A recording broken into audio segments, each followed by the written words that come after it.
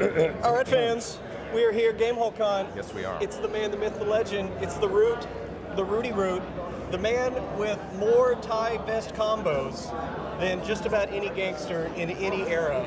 Oh, Most dapper in D&D. Ever. I know that's a tad hyperbolic, but it's kind of what we do here.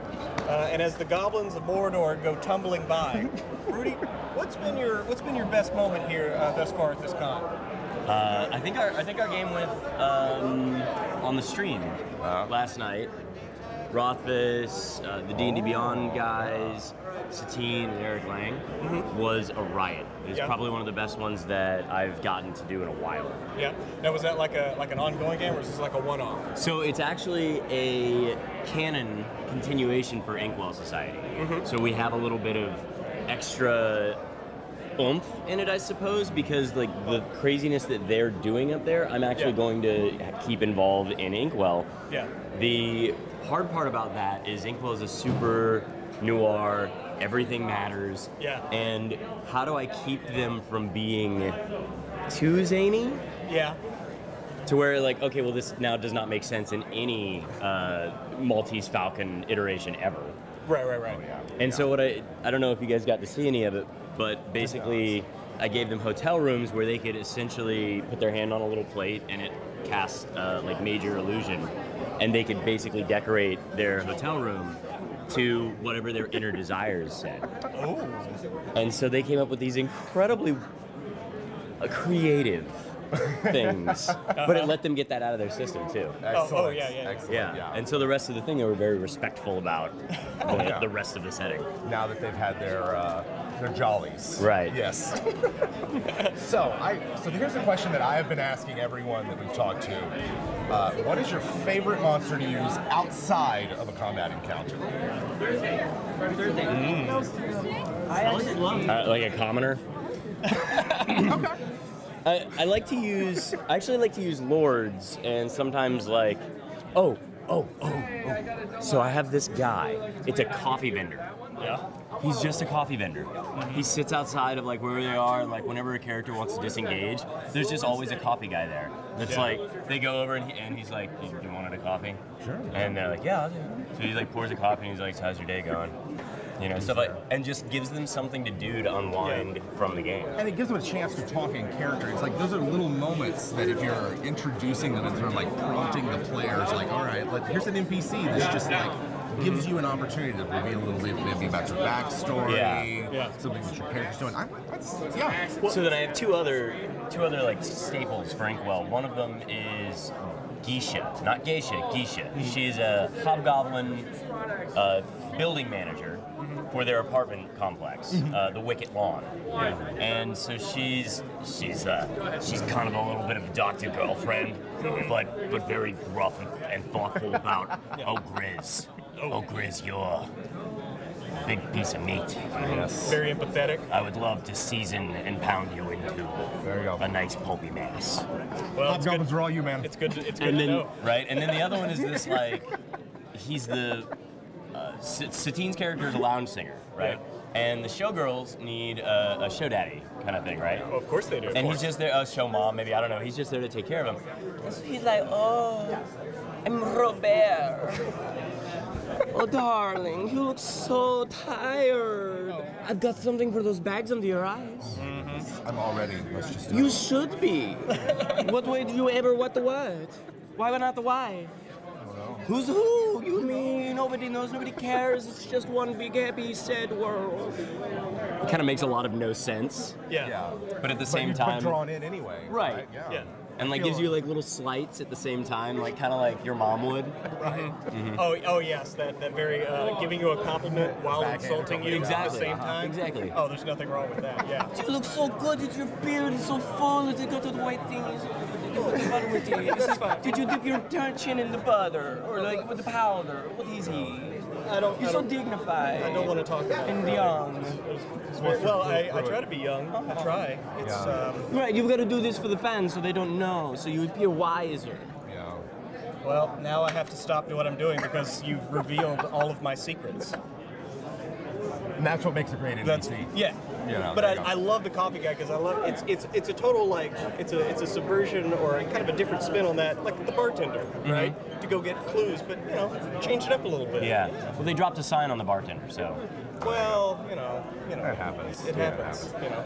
Question. So, what I love most about like Maze Arcana and everything it's done is it's very theatrical, very performance-based. Any tips for that for maybe DMs out there who are just dipping in their toe and want to like add a bit of flair and theatrical? I don't know what the word I'm looking for is. Well, theatricalness. Yeah, is that a word? esqueness. Yeah. Jim's asking for someone else, just for a friend. Just for a friend. Yeah, it's just for a friend. It's fine. Yeah. I like to have them. I mean, I feel like it all comes out of communication, right? Yeah. So I like to make sure in advance I communicate. We do session zeros at the beginning of every game. Oh yeah. So I'll remind everybody, eye contact, use your eyes to ask for permission to enter a scene.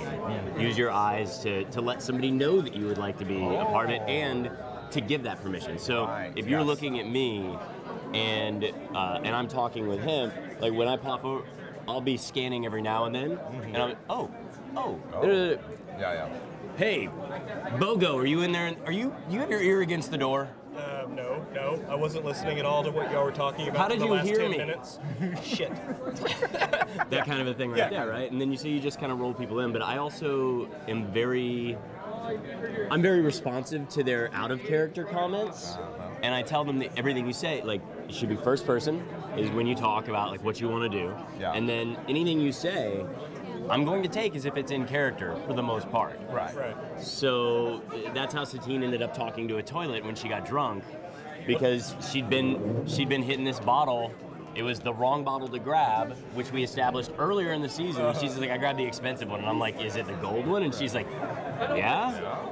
Sure. I think she forgot. Right. So she grabs this bottle, fails her con saves like immediately, and then when we cut away, we come back, and she's like, I'm so drunk, and I'm like,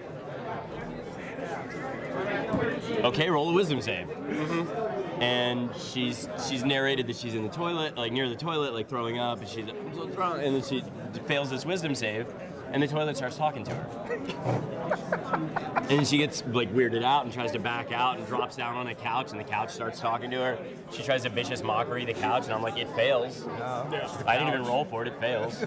And then she's like, oh, ooh, and she goes to pick up her damage, and I'm like, well, it's immune to psychic damage because it's an inanimate object. You're drunk. And she's like, oh. Go home, Satine, you're drunk. Yeah. But yeah, I think we all, if you pick that wrong bottle, you're going to be talking to the toilet. So. Right. So I think in order to keep things thematic, and I also only narrate what I would write in a script. Right. So I only bump that little thing, and most of what I do is improv. Right. The entire game yesterday upstairs, I actually didn't get to prep for it. Yeah. I just watched the last 10 minutes of the last one that we did on D&D Beyond, and I was like, okay, I know where this is gonna go. And I know my world I know Eberron well enough. I know the storylines. I have like 8 storylines going there, so I know where I can weave them without them crashing anything. Right. Yeah. I mean, that's sort of like the benefit of running multiple games, multiple campaigns in the same world, the same setting, sort of building up your own knowledge, which lets you then go like, I can just like run off the cuff. It doesn't hurt that I'm the co-author of Eberron for 5th edition, right? Well, so it can only help. Yeah. Speaking of Eberron, big Eberron fan. Any tidbits down the pipe? Anything? Maybe it'll be on the DM's Guild or something? Well, you mean besides the Artificer? Oh, when's the Artificer? Sometime. Okay. Soon, I hope. Ish. Yeah. Oh. Keith and I have also been working on a supplement called Morgrave's Miscellany, which is essentially the university's kind of like 101 course to being an adventurer. Oh. Morgrave's is like, it's the big university in Sharn, but it's also kind of like, it's not a top tier institution, if you will. No. It's also not like, a lower, it's not a community college. Right. But also like, it would be like the way that like Harvard would look at Florida State. They're like, oh yeah, no, that's nice. That's quaint. That's great. Yeah. That's true. Which is fine, because I went to Florida State. I'm okay with it. Sure. We're not Duke. Yeah, that's fine. Yeah. But you gotta own it. Right. Yeah. We had fun. That's what's important. Totally a lot of fun. So we had fun. So this is kind of like, Kessler is the guy who wrote like the forward for all of the class schedule stuff. And so the curriculum gives you like new archetypes or some new player options outside that, some feats, things that you would have had in your previous Eberron campaigns maybe, but not stuff that was included already in 5th edition because it's a because they were prestige classes or because they were very Eberron specific, and so we made them not generic, but we made them to where they would fit in any setting, but where they are still very flavorful, specific to Eberron. So if you had favorite subclasses or I guess favorite prestige classes, something like that. I feel like that one is so like that's just like you can here pick up a wand. Right. It's not the like the 3 wands tied together, dual wielded. That's the one I remember. Right. I think I did that in your last Eberron. I'm sure you Something did. like that. I'm sure Pruitt, yeah. Did anybody play like a bone knight? I don't know that anybody played a bone knight. No. Is that like a male prostitute or? Oh wait, sorry. It sounds like a great opportunity for a subclass, though, right? Like a bard subclass, you know? Yeah. Yeah. Well, so the bard subclass we're pulling in is one that was actually in XLN. Oh. But it was I created it for Eberron a while ago. It was Chris Lindsay's archetype. But outside of that, it's pretty much we've got a bone knight. We got that college. We've got let's see what's an old favorite for somebody that is I'm trying to think of like what is really so one that is probably not like there's no Blood of Vol paladin kind of a thing, right? You can't just have that. Because it doesn't make sense if you have Blood of Vol, but there's not the religion or whatever in that setting. So the Blood of Vol, their entire kind of mantra is that it's all about within. It's all about not needing to rely. Yes, you can have faith, you can have all this other stuff, but it's about you can do it, buddy. Yeah. You do it all on your own. Inner strength. Yeah, inner strength. You It's don't like need the secret. me. Right. So it's the oath of sacrament.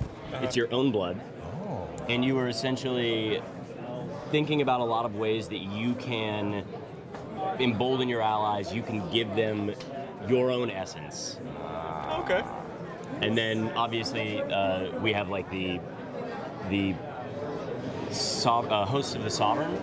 Okay. Or sorry, not host of the sovereign, but you have the sovereign domain. Right. Right? Or the sovereign host. Yeah. I was about to say, isn't that from Doctor Who?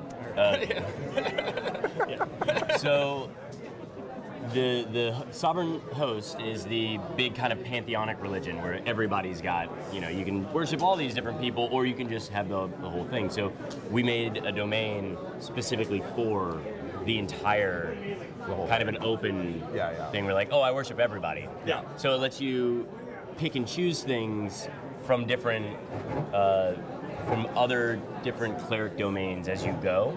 Ooh. But it also lets you have like, you can use a weapon, basically any weapon, as your focus, as opposed to having to have it with the symbol or like sling holy water on it. Because back in the old days, each domain, each god had a favored weapon. Right. So in this, it's like the idea that you have your weapons, and as long as it's the weapon or whatever it is that you can just basically eventually like you don't need one. You could walk around with your hands tied. There you go. You don't need one.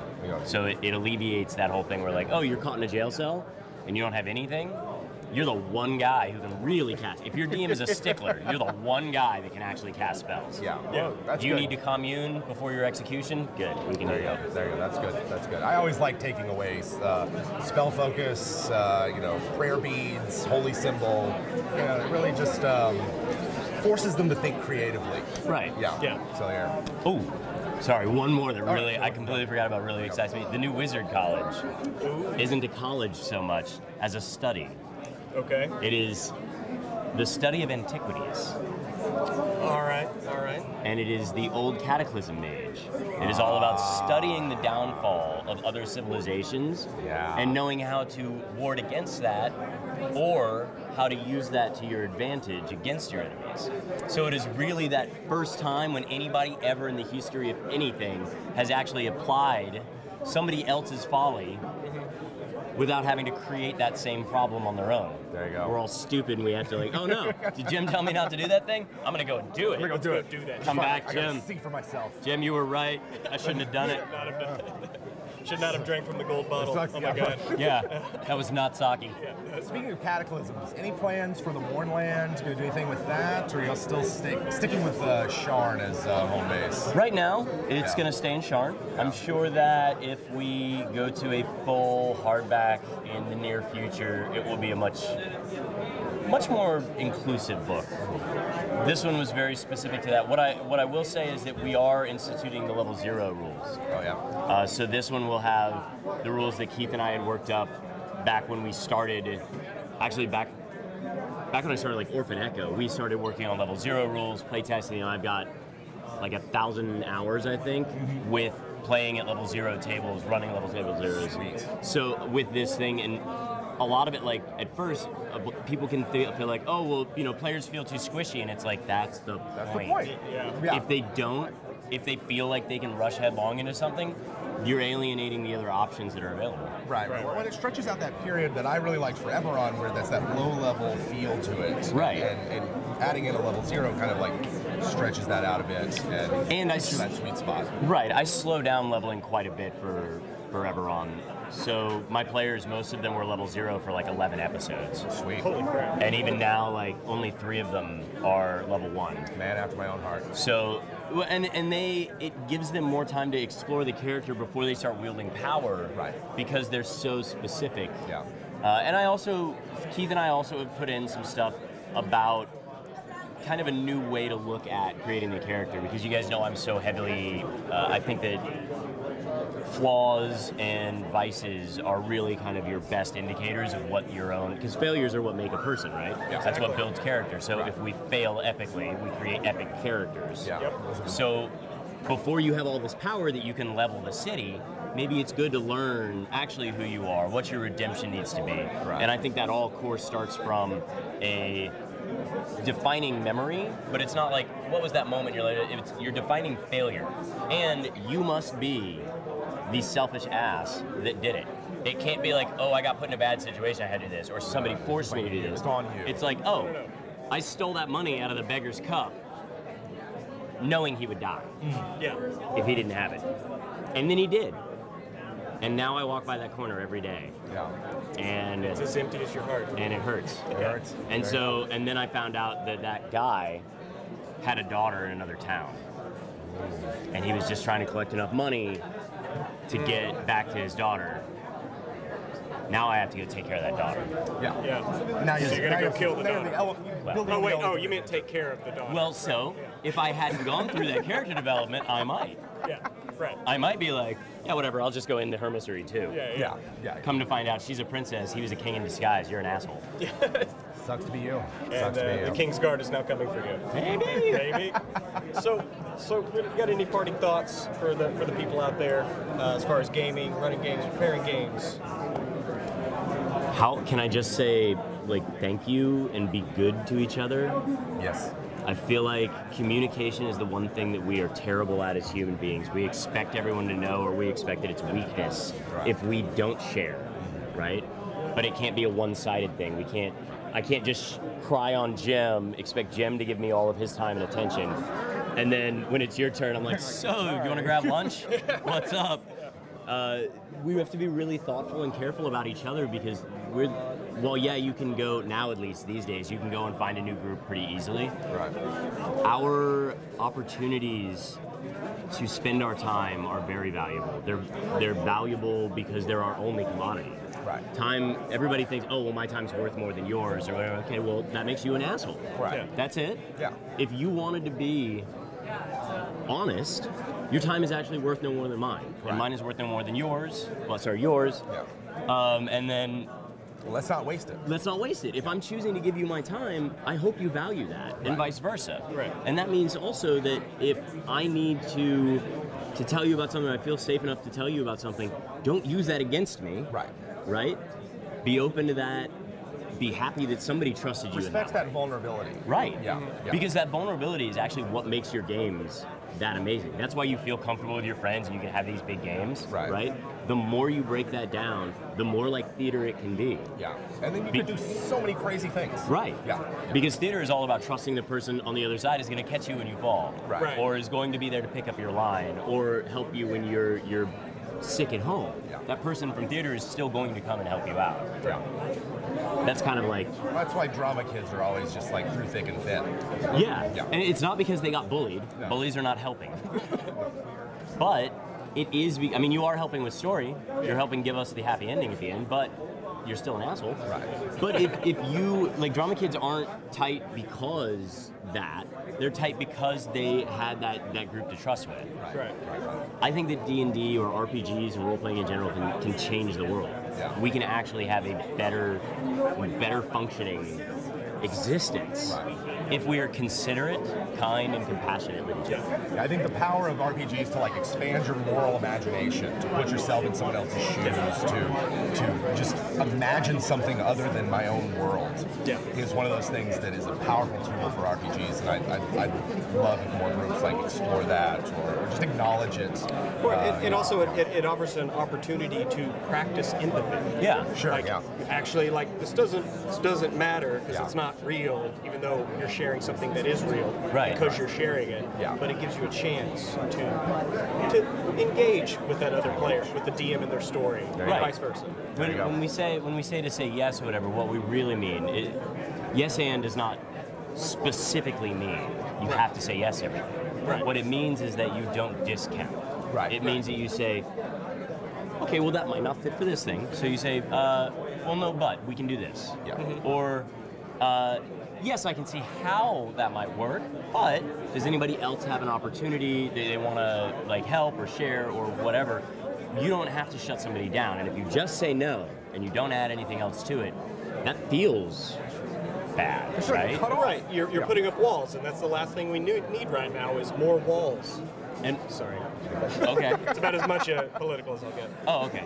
And then I feel like that one was also like a year ago now, because that thing's not happening. I think we all knew that wasn't going to happen. But that whole idea of saying to somebody, you are valuable, what you have is important, and I'm not worried so much about being like, oh, squishy feelings, right? It's not about that, but it's about being a good friend. Yeah. And if you are thinking about not only how things impact you, but how they will impact other people, how your decisions or the things you, especially if you're in a partnership of some sort, right? Because we have a lot of people that are partners that play games. Yeah. Thinking about how your decisions do that without being a slave to it. Yeah. Will really ultimately enrich your relationships. Absolutely. Across the board. Absolutely. Words of wisdom from the man himself. Yeah. Thank you very much for. It's not even Wednesday. It's not even Wednesday. Oh my God. There we go.